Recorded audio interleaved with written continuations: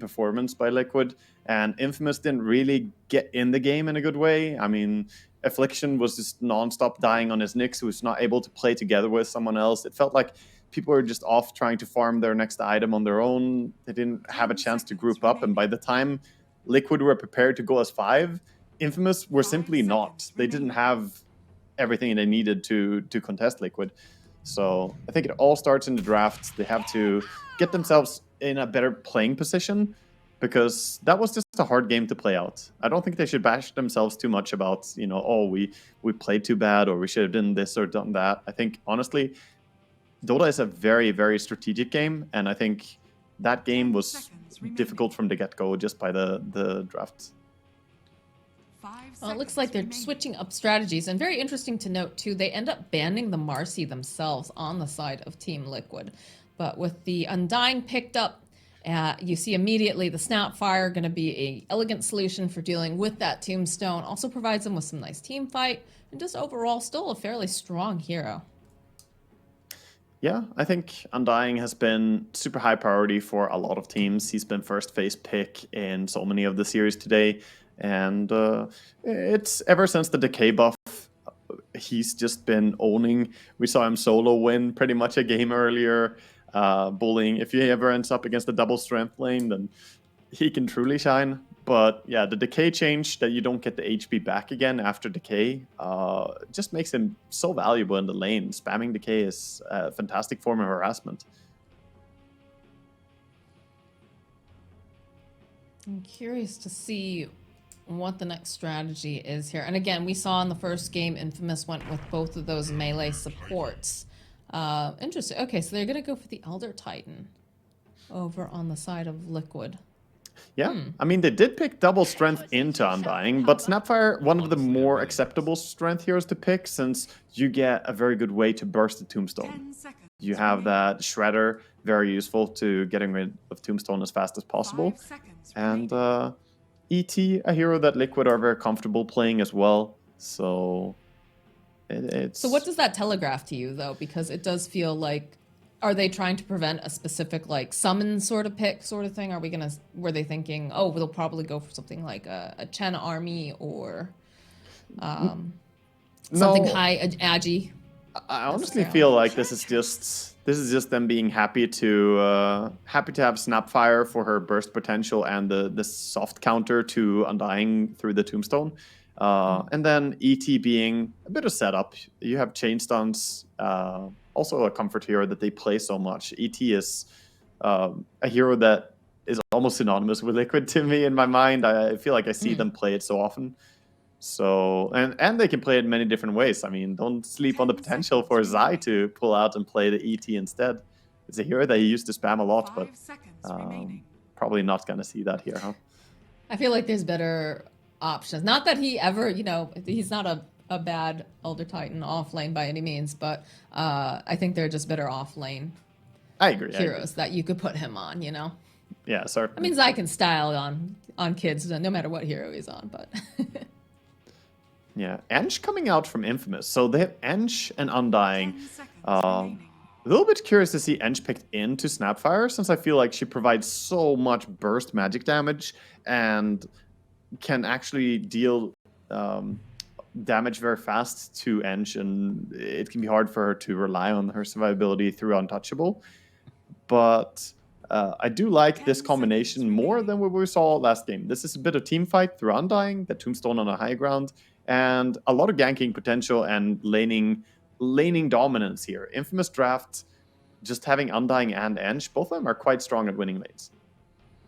Yeah, I definitely prefer seeing something ranged pick up, like you said, like having that diversity of not having all just melee. But even then, like the Undying is just so incredibly strong currently with the change to the Decay. Every time I see the Undying, though, I just hear Avo's voice line, and it like drives me insane. Have you heard that?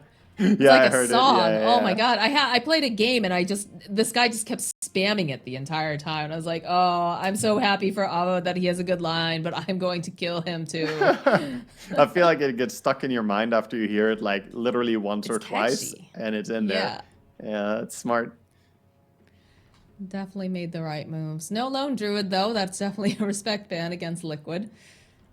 It's funny you mentioned that certain heroes are very synonymous with Liquid at this point. For me, it's obviously the lone druid, but also the which is funny because he no longer plays offlane, but Boxy Slardar will always be like one of the top heroes in my brain when it comes to seeing that. In fact, when they pick Slardar, I just automatically think it's Boxy playing it. It's actually quite bad. Boxy Slardar, Boxy Pango, Pangolier.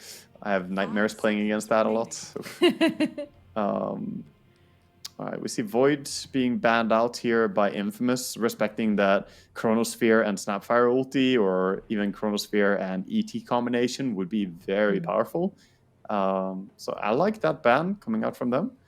And we'll see Liquid here thinking a bit about what they want to... I also like the Elder Titan pickup just because of the Roche domination that you can get from it, because it's just so scary to get into that pit when you know that there's an Elder Titan that's somehow lurking about, it's going to be able to go get the Echo Stomp off or, throw down that Earth Splitter. Void incarnate. Yeah. Go for the Void Spirit. Okay. All right. Well, that is a Leo style hero, so I wonder if also they're doing that as a denial pick fairly early. Yeah, it could certainly be. Just...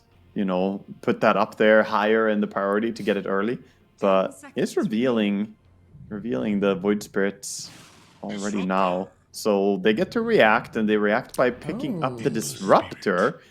This is curious, because that means we've got something afoot here. Infamous draft. You can see Liquid when this draft happened. Their face is like, okay, what's going on? Of course, now we have Undying, Enge, and Disruptor. So someone here is playing core, and probably Frank on the Undying, if I had to guess. Yeah, I feel like Undying is the easiest one to put as a core. I think it is by far the suggested one for me would be Undying. We've seen a lot of Undying core with Blink and BKB along with Shard and just going in. It's surprisingly effective. It's quite hard to deal with. So suspecting that that's going to be the play. I don't love... Frank does this. They do this with Frank. Like, they give him a hero that, has this really cool potential to do something a little bit different, but it's not your traditional, initiator. And then they end up struggling because of the fact that, Undying's cool, and he's going to be able to walk in, but he's not, they could just walk away. The only kind of latch that they have is this Disruptor. If he gets a good glimpse off it, forces them to be like, do we stay or do we go? Do we just leave behind that one person? Obviously, if they're an important one. But this Lifestealer pick is just such a good answer to it, too. Yeah, Lifestealer is a great reaction pick here. Liquid picking up a hero that now you can, of course, rage out of the glimpse. You can also very easily protect yourself from Undying just by raging. And they don't have great ways to catch him now, bar smoking in and getting a Static Storm down on him quickly to silence. That's the one way they have to kill the carry of Liquid here now. All right, well, still have a couple picks left. I'm not sure what the Parker hero is necessarily over on the side of Infamous. I don't think that I think it's probably going to be a Leo style Ember, if I had to guess. The brothers match up, the traditional that we've been seeing for how long now? How many years has it been? Yeah. 5 seconds remaining. So, what is the final pickup for both of these guys? I feel like they have to pick something that works well against Lifestealer and doesn't struggle against him. It could be possible that they want to go for something like a Terrorblade here, even though ET is in the pool, could still be, or ET is picked, could still be played, just because it matches well against Lifestealer. Then you just have to focus on killing ET early in the fight. But you certainly need something that can solve the carry-to-carry matchup. 10 seconds remaining. And then leave it to Ember and Undying to go in and deal with the annoying heroes. From the carry's point of view, that is. Yeah,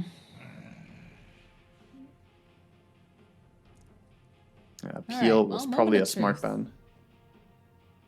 Yeah, they don't have anything to really deal with a lot of illusions. That could be very problematic. I mean, you could also... No, I don't really like that either. 10 seconds remaining. I'm just concerned with the lack of traditional initiation. Okay, that solves some of it right there with the Chaos Knight, right? Because you can pull yourself in. Oh, they're ready to go. I like that. I like that move. Like, all right, boys, it's game time. Yeah. But being able to use the Reality Rift, eventually, you know, being able to get it's the shard, right, that allows you to throw out the Chaos Bolt and then throws out the illusion on top of that. Yeah.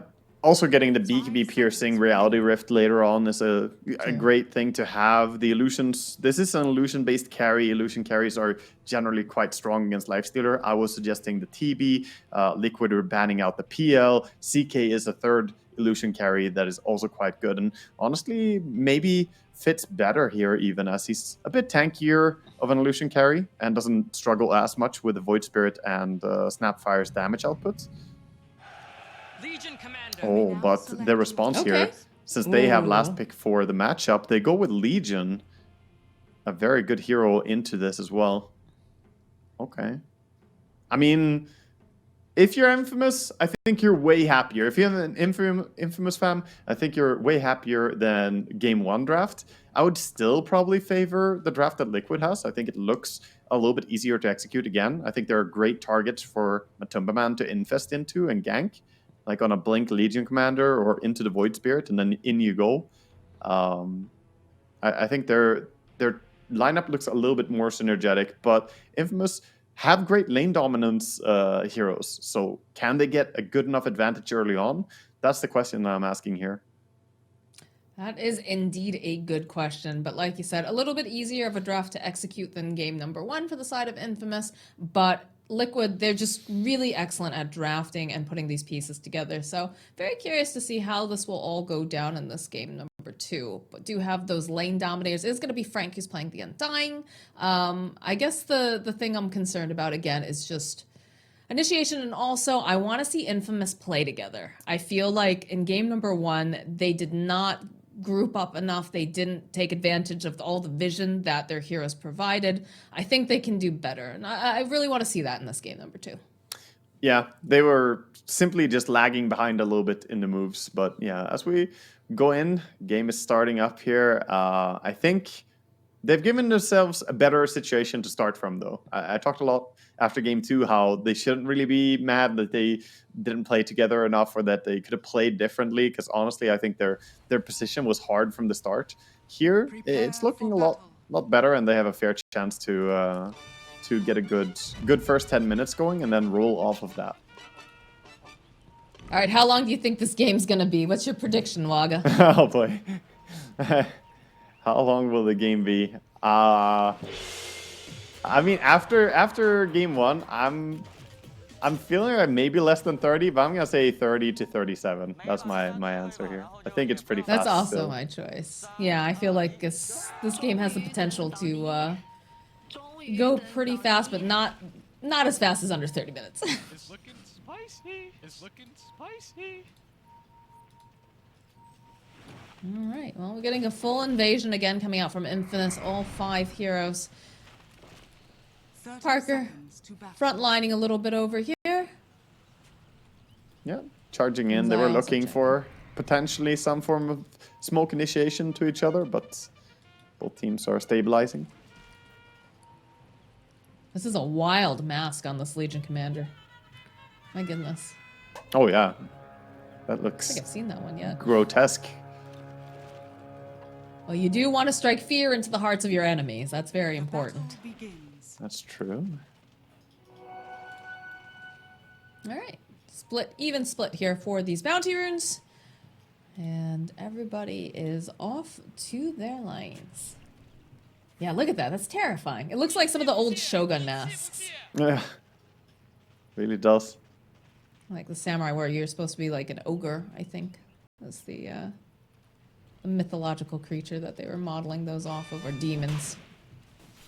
A little bit rusty on my lore on those. Mid lane, we have the typical brother versus brother matchup. Yeah, the spirits and good block for Void Spirit here. Mickey getting a nice start to the lane.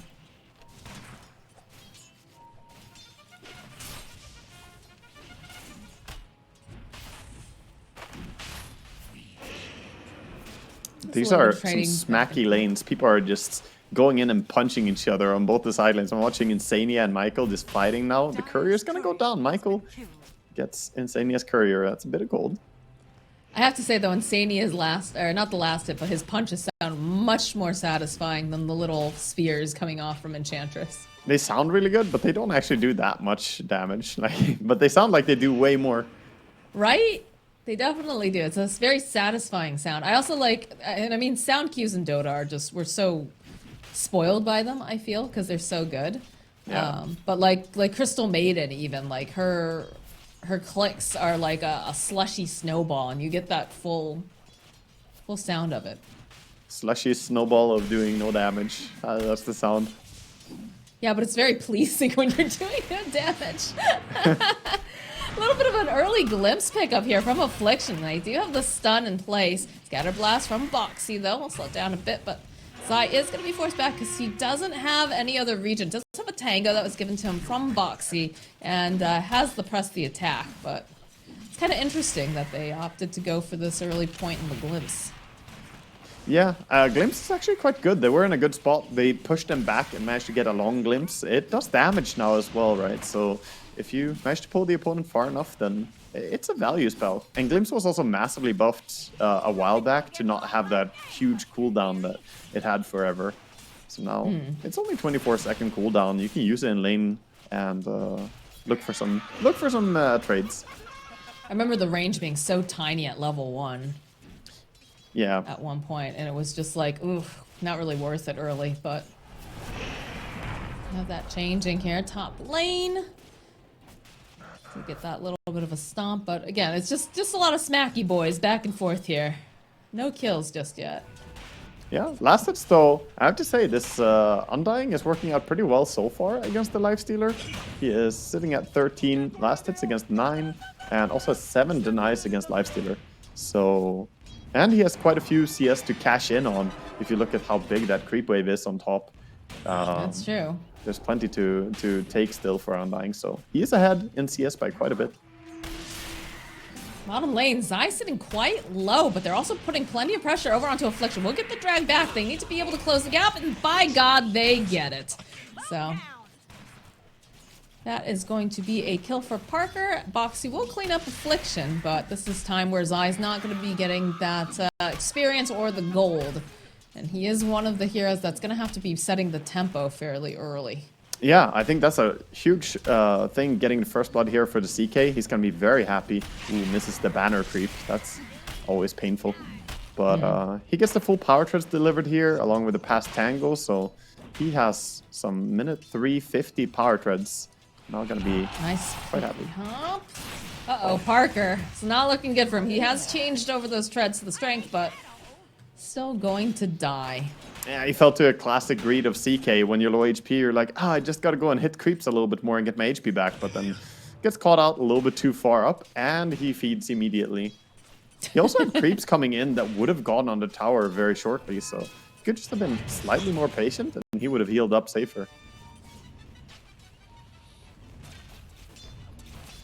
Alright, well, in this mid lane, do you see that Mickey sitting a little bit low? Leostyle having the lead in terms of CS currently.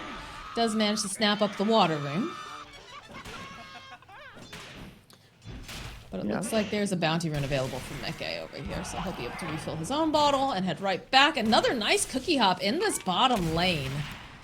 You with the scatter blast. Boxy just trying to put out as much harass as possible. We'll turn his attention over to Affliction. Try to body block. But this is not looking too great for him right now. There's a couple more clicks. That's going to be a kill for Zai. Oh my god, he just found himself in a bad spot. Like, everything was used on the CK. He just happens to be out of position here, Affliction. And now with CK being so low HP, look at all these creeps coming in on the tower. He wants to farm them, but Zai already going in and zoning. He's like, nope, you're not going to farm this. Another tango being fed over to Parker. This wave is huge. There's so many creeps. Look at all the ranged creeps. He needs HP on CK. This is not going to be that easy to farm. I mean, he is tucked away in the corner here. Oh, they go and they use that fort. Yeah, okay, Nyx doesn't TP back bottom. In fact, it's gonna be Elder Titan coming bottom. The bad Affliction just being bullied constantly here. There's not much that Parker can really do. Affliction, though, is going to drop the kinetic field. Wander around, and look how fast Insane is, though. He is just closing this gap real fast, giving off the punches. Do get the glimpse away, though, so... have left Parker all alone here with Zai. A little bit scary, but... Tower down, all right. Although the rest of the team now is making their way over. Are they going to be able to... nope, he's going to be able to teleport out. And poor Affliction sees himself this rune is going to just immediately get smacked across the face by Mickey. Bad luck, my friend. Walks into a Void Spirit, just dies to like one auto attack and one spell. Yeah, and that tower dying purely to the amount of creeps they had and catapult. But of course, top lane something similar happens, and Parker manages to find a tower lasted there, so feels a bit happier.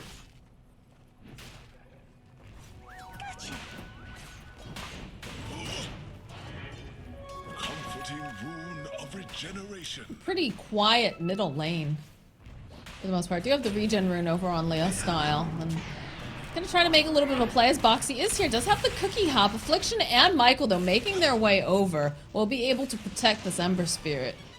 Get the glimpse back over onto Boxy. They need a little bit more damage. Kinetic Field's not going to connect in time, though, so Boxy gonna be just fine. Yeah, middle lane has been fairly quiet, but Leo Style doing a great job. His CS is on point. He's got 50 CS at minute 7:30 here, so he's quite rich on this Ember. Looks like he's going for face boots as soon as possible.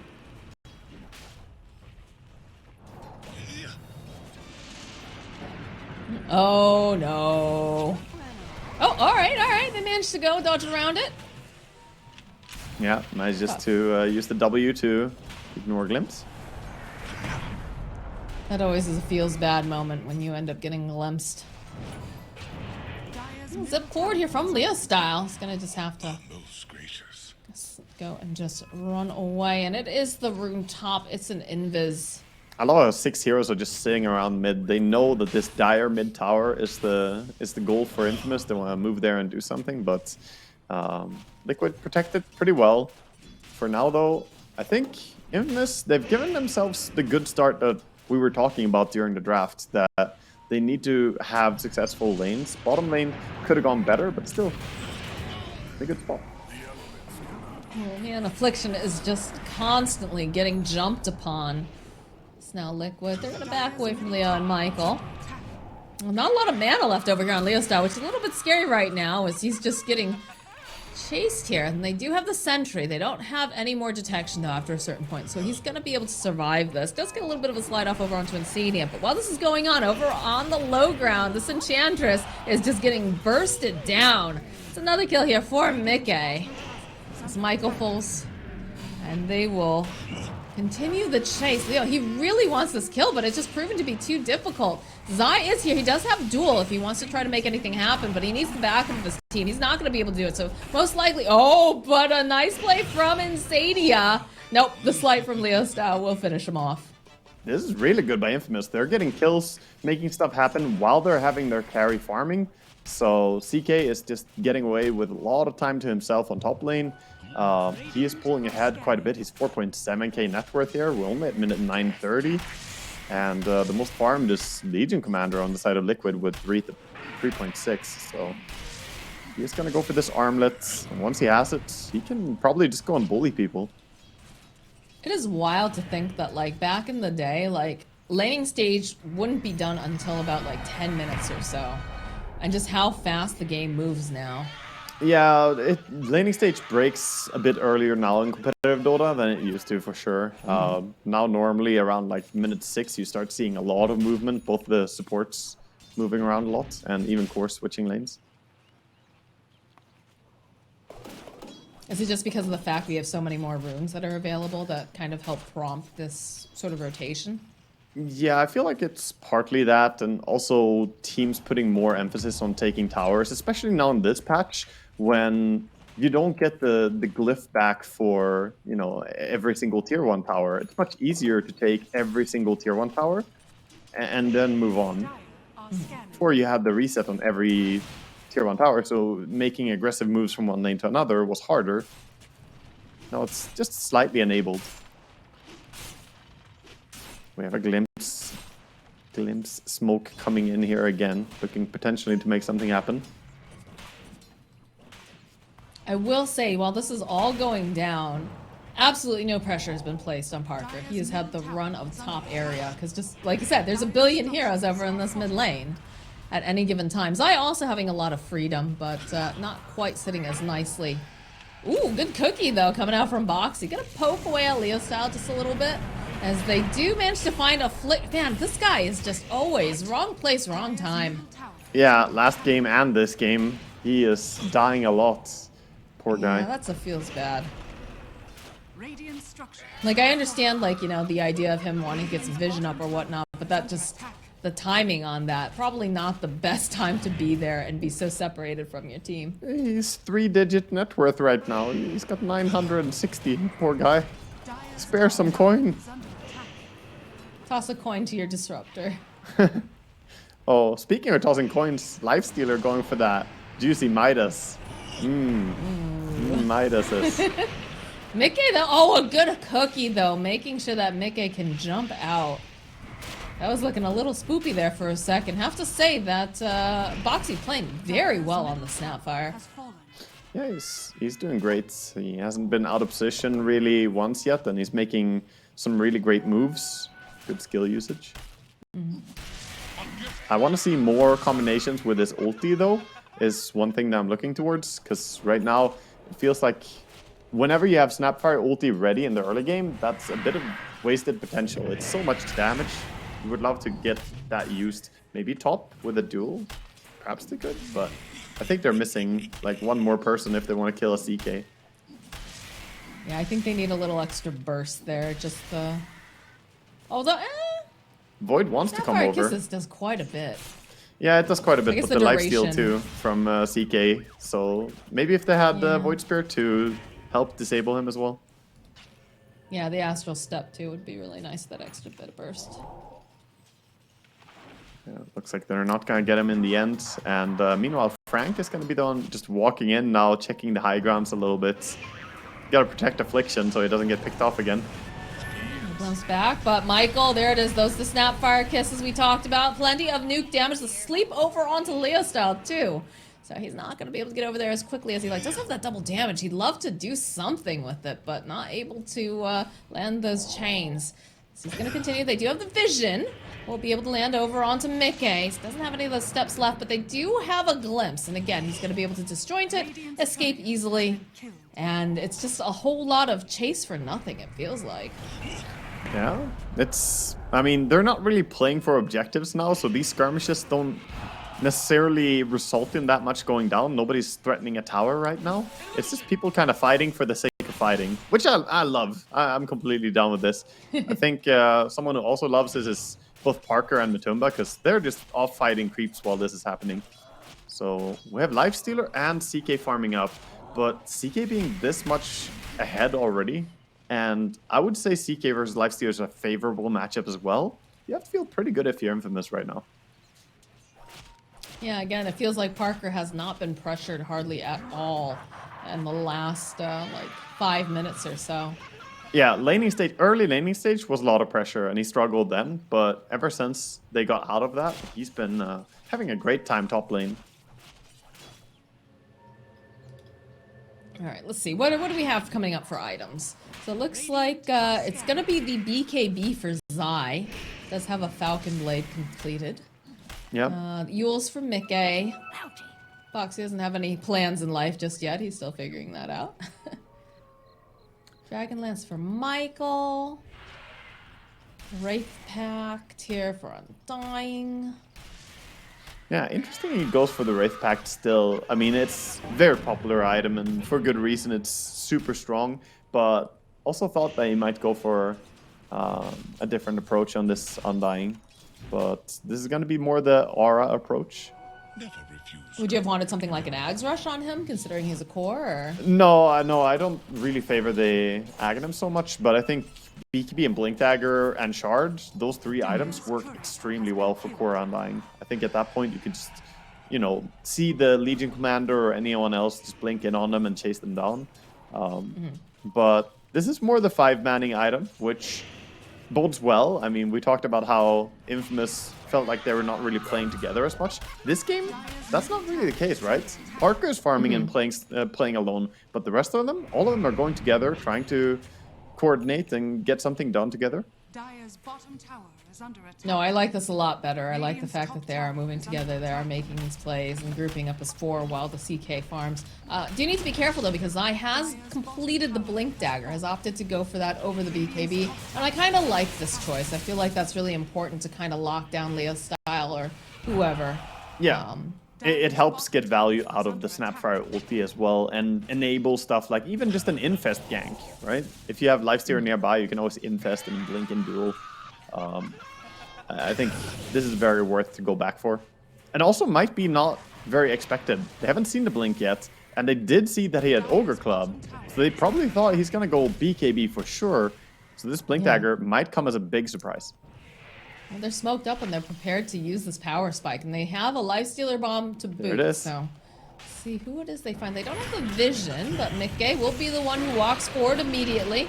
It's gonna get silenced. They'll try to get the heal off over onto Mickey. They just can't save him in time. Leostar jumps into 3 heroes over here. Glimpse back. Now Zai getting dragged back. Does have that Lifestealer bomb, but the damage coming out now from Parker is pretty huge. So they'll be able to get the kill on Zai. They're looking to see if they can get their hands on Matu here. Another slight will give them a little bit of that vision. The drag back here. This is not looking good for Lifestealer. It is Michael who will slay Matumba Man. Wow. I mean, he doesn't have Yules yet on Void Spirit, so him walking up high ground and going first, it's not safe. And even though you have Presti attack on your team, that doesn't save you from the Static Storm. If Static Storm is on the ground, you're still going to be silenced, you're still going to die to the right clicks coming out from the CK, the Ember, and in the end, that went horribly wrong for Liquid. I think they needed to send in something like Elder Titan just walking up the high ground, looking clueless, and then the rest could have followed up. But I like the looking position. clueless bit.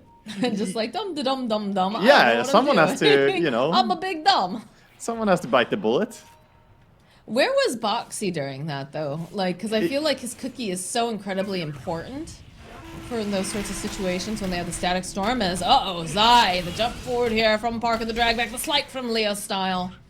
He is not allowed to touch creeps in his own jungle, and they have so much vision up too. If you take a look at all these observers placed by the side of Infamous, they're feeling very hungry and very aggressive, and I like it. I'm very happy for the way Infamous have kind of, you know, woken up from the previous game, because I felt like they were not really completely present in the game that we saw there. They were kind of just waddling around and getting beat up by Liquid, but here they're really taking control of the game. They're making moves and they're going for top tower now with CK while also staying aggressively positioned with the rest of them, looking for kills, deep wards like you said. Mid might be a catch again. Yeah, they do manage to find Boxy, but A bit they're too not deep. going to hard commit on it. Yeah. That's going to open up now this whole area of the jungle. They've already taken the outposts since they've taken the bottom tower, but even more just real estate available for Infamous to choke away from the side of Team Liquid. Yeah, and now of course when you take tier 2 towers, you can back out. The outpost is already taken. You can go into Rosh, and this will be a hard Roshan to contest. Very difficult for Liquid to get there. I don't think they're even gonna go for the contest. No, they can't. Really. Hoping maybe he'd get his hands on Leia style here. It does have that remnant up though, so should be absolutely fine. There it is. Interesting that they opt to put the Aegis still on the CK despite him being so tanky. I thought maybe they want to give it over to the Ember, who has a kill streak and didn't die yet, but I guess if CK is going to be the one to lead the way, having Aegis on him definitely makes it hard for Liquid to solve how they approach initiating. Sure. I mean, this guy's so close to a heart now too. It's going to be so difficult, I think, for Liquid to be able to burst him down fast enough with what it's got. Even once will be difficult, which is why perhaps the Ember could have had it, but Ember was pushing out bottom as well, so could just be, you know, if you're not there, you don't get it. CK was the one killing Roche, he deserves to get the Aegis. You snooze, you lose, friend. That is how it goes. The positioning coming out now from Infamous is they're sending over some of these creeps, so just Put the little skelly men out. Oh, Parker says, is anyone gonna defend top? I'll just hit the building. Yeah, he's more than happy with that. Nice dodge. Indeed, the drag back here from that remnant. Do go for the glimpse, dragging back over here onto Zion. They'll follow up the Snapfire Kisses. It's a decent amount of damage. That is going to be the Aegis. Leo Style and Michael will climb away. Frank's still in position here. Parker coming right back up again. They still have life on the team. They've got the Wraith Pack too, so they had to use an entire ultimate dedicated just for killing Parker. And yeah, they killed him once, but like we said, they got to kill him a second time.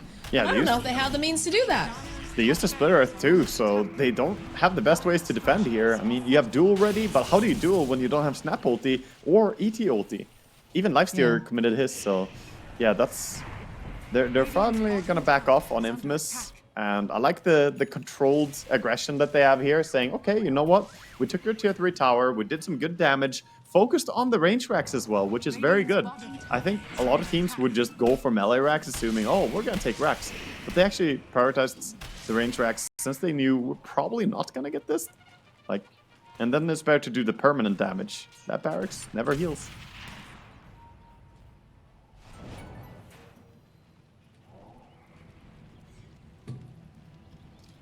But now Liquids, they are looking to be the ones to go, perhaps catch mid. That's an illusion rune bottled up by Parker, so he's gonna have Phantasm, he's gonna have the illusions, he's gonna have quite the damage here if he decides he wants to go for it. But already Liquid, they're backing off. They feel a bit uncertain as they'll put the pressure over onto the mid tower. And again, there's just not a lot that Liquid can do about the fact that the CK is just so massive. Yeah, he's monstrous. I mean, normally Elder Titan is pretty good to have against CK, but there's a difference in ET being level 6 and the CK being level 15. Oh, Insania. Thought for sure Parker was going to go for a Reality Rift in. Zai again over here. Gets spotted out, gets hit a couple times. Mickey jumping forward, will be able to drag back over onto Parker. They'll go to drop the Static Storm, and it lands over onto Matumba Man. There's just too much damage. They end up losing Matumba Man very quickly. And Zai now too gets dragged back. They need a little bit more damage. They don't quite have it.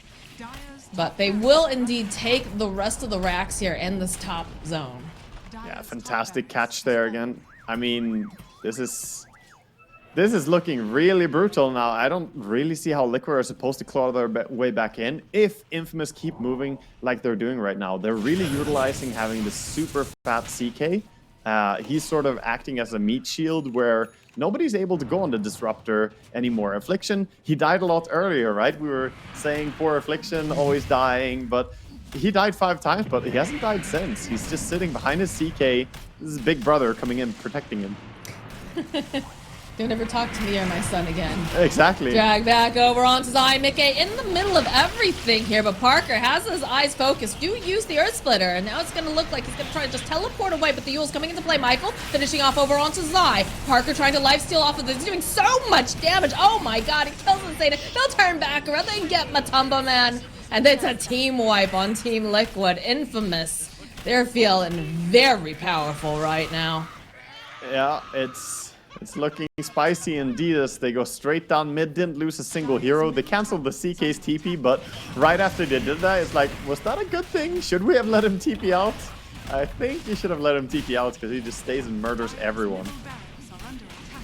I believe the Pango line was that intentional? It looked intentional. Yeah. And yeah, that is going to be another tower and racks, and it looks like they're playing it safe. They're going to go for Megas. Of course, they are going to have most of the heroes on the side of Liquid back up very soon, but again, feeling quite powerful on the side of Infamous. You've got the Mage Slayer online for Chaos Knight.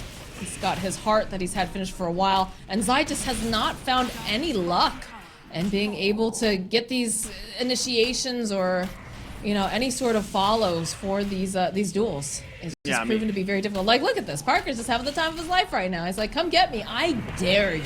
They can all use everything they have on him, and I don't think he dies. He's too fast. They're trying. They're using quite a bit on him, but nice positioning from Affliction ensures that they get the kill on Boxy. Leo Style zipping right back in. Mickey trying to climb away. Zai is here over in the corner. Gets dragged over. Gets in for a duel. A little bit of damage there for the Chaos Knight. A little bit of victory. As Insania can't climb into his own base. The GG gets called, so Infamous bouncing back pretty handily here as they'll get themselves a kill on Matu at the very end. You know, a little bit of padding those stats. All right, I will say this. I did not expect Infamous to come back and win against Liquid in 25 minutes after game 1 there. That is an impressive way to, you know, collect yourselves after what was a pretty one-sided first game, and then they bring it back and just, you know, do the same thing to Liquid. Have a very, very solid performance here.